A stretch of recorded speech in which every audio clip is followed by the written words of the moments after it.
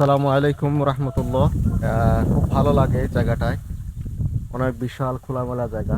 আপনারা দেখেন এই জায়গায় হাঁটতে ঝিরঝির বাতাস এবং বাঁশবাগানের পাতার শন শন শব্দ, আহ, একটা মন মাতানো এই জায়গাটা।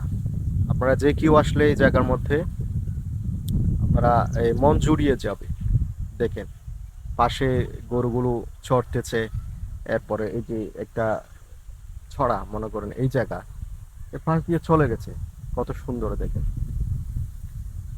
এরপর হচ্ছে এই জায়গা থেকে বাঁশ, দেখেন বাঁশের পাতাগুলো এই যে গাছের, এই যে এই গাছের নিচে হেলান দিয়ে দাঁড়িয়ে মনে হয় না একটা কি ধরনের এইদিকে আলাদা একটা মনে করে আহ, শিল্পীর তুলিতে আঁকা যেন একটা ছবির মতন এই বাংলাদেশ।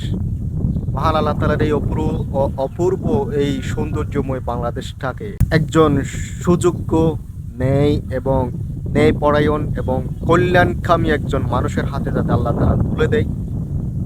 এই 2026 সালে যাতে এই বাংলাদেশটাকে এমন একজন মানুষই পরিচালিত করুক, যিনি মানুষের কল্যাণে কাজ করবে, দেশের কল্যাণে কাজ করবে।